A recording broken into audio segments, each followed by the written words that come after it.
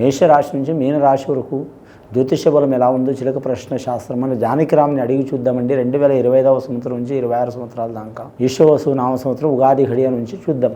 మన జానకిరామ్ని 12 రాశులు మొదటి రాశి మేషరాశి వారి జ్యోతిష్యం చూడు. ఉగాది వేళ విశేషం, నూతన సంవత్సర యోగ బలం ఎలా ఉంది చూడు. జానకిరామ్ తరించిన కార్యం, అనుకున్న కోరిక, చదువు, విద్య, ఉద్యోగం, వ్యాపారం, తరించిన కార్యం, నమ్మిన పని, చేసే పనిది, మనసుల మాట, చేసే పని, ధైర్యయోగంది, వచనయోగంది. నూతన సంవత్సరం ఈశ్వవసు నామ సంవత్సరం మేషరాశి వారి జాతకంలో షిరిడి సాయిబాబా వచ్చిండండి వారి పేరు మీద. ముఖ్యంగా వారి జాతకంలో చూడాలంటే మాత్రం ఈ నూతన సంవత్సరం చాలా వరకు వారికి శుభయోగాలు ఉన్నాయండి. వారి పేరు మీద 100% శుభయోగాలు ఉన్నాయి. నవగ్రహాల్లో మాత్రం వారికి మాత్రం 5 గ్రహాలు అనుకూలంగా ఉన్నాయి, 3 గ్రహాలు అనుకూలంగా లేవు. ఒక గ్రహం మాత్రం సరి సమాన యోగబలం ఉన్నది, ఆదాయం ఖర్చు సరి సమానం ఉన్నది. ఈ రాశి వారి జాతకంలో చూడాలంటే మాత్రం 2025వ సంవత్సరం నుంచి 2026వ సంవత్సరం దాకా రాజు నడుస్తుండు.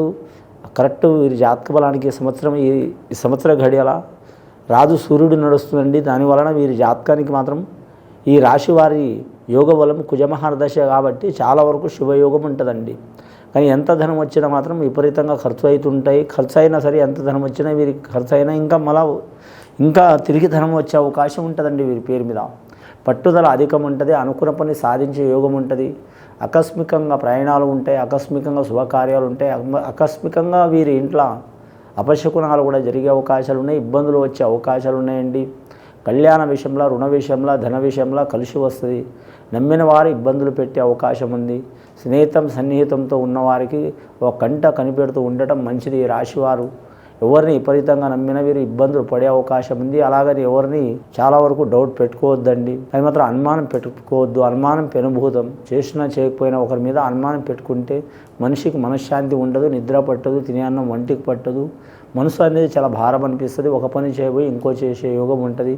అశ్విని నక్షత్రం వారికి శుభయోగం ఉన్నది. వారి జాతక బలంలా లక్కీ నెంబరు వారికి వస్తుంది. కరెక్ట్ మాత్రం 7వ సంఖ్య వస్తుంది.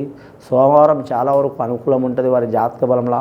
స్త్రీలకు అధిక ప్రాధాన్యత ఉంది. పురుషులకు కొన్ని ఇబ్బందులు వస్తాయి. విద్య విషయంలో కలిసి వచ్చే అవకాశం ఉంది.